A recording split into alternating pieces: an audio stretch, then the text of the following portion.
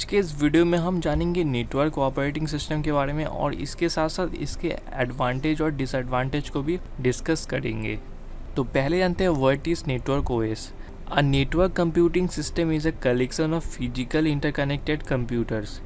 तो ये जो नेटवर्क कंप्यूटिंग सिस्टम है जिसके अंदर नेटवर्क ऑपरेटिंग सिस्टम यूज़ होता है, ये एक तरह का कलेक्शन ऑफ कंप्यूटर्स हैं जो कि एक दूसरे के साथ कनेक्टेड रहते हैं वाया वायर्ड और वायरलेस मीडियम। और ये जो कनेक्शन एस्टैब्लिश होता है एक दूसरे के साथ यानी कि मल्टीपल कंप्यूटर्स के बीच में, ये एक इंटरनेट कनेक्शन भी हो सकता है या तो लोकल कनेक्शन भी हो सकता है। अब यहाँ पर मेनली क्लाइंट सर्वर प्रोटोकॉल का यूज़ किया जाता है जहाँ की एक सर्वर मशीन होता है और बाकी के सारे छोटे छोटे वर्क स्टेशन होते हैं जो कि एज ए क्लाइंट काम करते हैं। अब नेटवर्क ओएस को हम एक सर्वर बेस्ड ओएस भी कह सकते हैं क्योंकि इस तरह के ओएस का यूज़ सिर्फ सर्वर कंप्यूटर्स में ही किया जाता है। अब अगर नेटवर्क ओएस के पर्पस की बात करें तो इसका मेन पर्पस है सिक्योरिटी, क्योंकि मेनली इसको सर्वर कंप्यूटर्स में यूज़ किया जाता है और वहाँ पे बहुत ही ज़्यादा सेंसिटिव डेटा वगैरह भी स्टोर रहता है। और इसके अलावा ये क्लाइंट एंड क्लाइंट ग्रुप को अच्छे से मैनेज करने में कैपेबल होता है। अब इस नेटवर्क के अंदर जो सर्वर मशीन होता है उसी के अंदर हमको मेनली नेटवर्क ओएस देखने को मिलता है जो कि जितने भी वर्क स्टेशन या तो क्लाइंट रहते हैं उन सभी को अच्छे से मैनेज कर पाता है। और इसके अलावा कुछ कॉमन क्लाइंट ग्रुप भी होते हैं, इन ग्रुप्स को भी मैनेज करने में एक नेटवर्क ओएस बहुत ही हेल्प करता है। अब जो नेक्स्ट फंक्शन है वो है मैनेज डेटा। तो क्योंकि एक नेटवर्क के अंदर बहुत ही ज़्यादा क्लाइंट रहते हैं या तो वर्क स्टेशंस रहते हैं और उन सारे क्लाइंट एक दूसरे के साथ डेटा शेयर करते रहते हैं और इन सारे डेटा को ultimately at the end of the time server के पास ही स्टोर करना पड़ता है, क्योंकि यहाँ पर एक सेंट्रलाइज सिस्टम का यूज़ होता है जिससे data management and data sharing बहुत ही ईजी हो जाता है।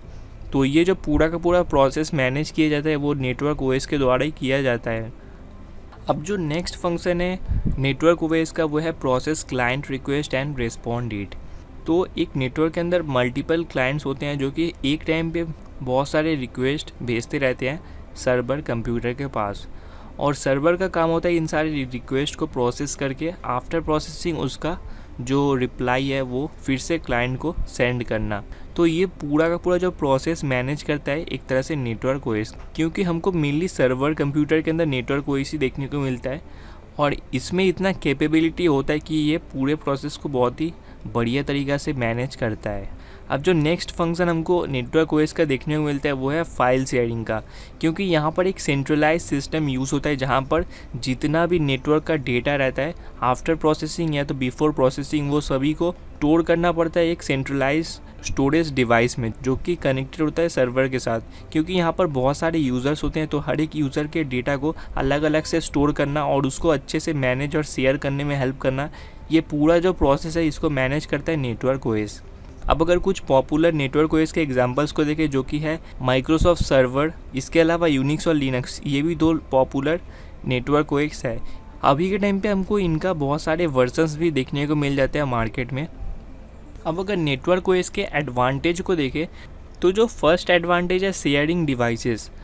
तो एक नेटवर्क के अंदर मल्टीपल यूज़र्स होते हैं और सभी यूज़र्स को अगर हम अलग अलग डिवाइसेस प्रोवाइड करें, सपोज़ अगर हर एक यूज़र को हम एक एक प्रिंटर प्रोवाइड करें तो वहाँ पर टोटल अगर 5 यूज़र हो तो 5 प्रिंटर हमको रिक्वायरमेंट होगा, तो इसका जो कॉस्ट है वो बहुत ही ज़्यादा पड़ जाएगा। तो इसीलिए यहाँ पर सेंट्रलाइज्ड सिस्टम यूज़ होता है जहाँ पर जो स्टोरेज डिवाइस इसके अलावा प्रिंटर इन सभी को सेंट्रलाइज्ड कर दिया जाता है, यानी कि पूरे नेटवर्क के अंदर एक ही डिवाइस होता है जो कि हर एक यूज़र के साथ कनेक्टेड रहता है और यूज़र जब चाहे इसको यूज़ कर सकते हैं और इसको मैनेज करता है नेटवर्क ओएस। तो ये एक तरह से एडवांटेज देखने को मिलता है हमको नेटवर्क ओएस के अंदर। अब जो सेकेंड एडवांटेज है वो है file can easily be shared between user. तो यहाँ पर हर एक यूज़र लोकली अपने फाइल को स्टोर नहीं करता, वो सर्वर के पास ही स्टोर करता है और सर्वर कंप्यूटर में हमको नेटवर्क ओएस देखने को मिलता है। तो इसीलिए नेटवर्क ओएस क्लाइंट की तरफ से आने वाले फाइल्स को अपने अंदर स्टोर करके रखता है और जब जब यूज़र्स का रिक्वायरमेंट होता है उन फाइल्स का तब यूज़र ईजीली उस फाइल को एक्सेस कर सकते हैं। अब जो थर्ड एडवांटेज है data is easy to backup as all the data is stored in the file server. तो फाइल सर्वर के अंदर जितना भी डेटा स्टोर करके रखा हुआ है वो सभी को इजीली बैकअप किया जा सकता है, क्योंकि यहाँ पर जितने भी पूरा नेटवर्क का डेटा है वो एक ही प्लेस पे स्टोर रहता है, तो इसीलिए बैकअप करने में भी इसको बहुत ही ईजी होता है।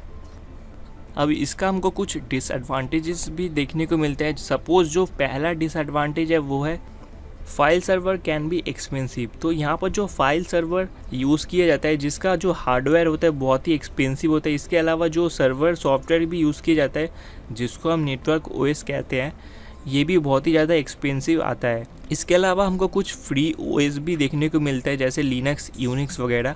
लेकिन अगर हम हार्डवेयर को देखें तो यहाँ पर हार्डवेयर बहुत सारे क्लाइंट को मैनेज करता है, तो इसीलिए यहाँ पर बहुत ही पावरफुल हार्डवेयर्स का रिक्वायरमेंट रहता है। अब जो सेकंड डिसएडवांटेज है वो है managing a large network is complicated. तो यहाँ पर जो क्लाइंट्स का नंबर होता है अगर वो कम हो तो मैनेज करना उतना ही आसान होता है, लेकिन अगर उसी की जगह 100 एंड थाउजेंड्स ऑफ क्लाइंट्स हो तो वहाँ पर उसको मैनेज करना उतना ही मुश्किल हो जाता है। अब जो लास्ट डिसएडवांटेज है वो है सिक्योरिटी प्रोसीड्योर आर नीडेड।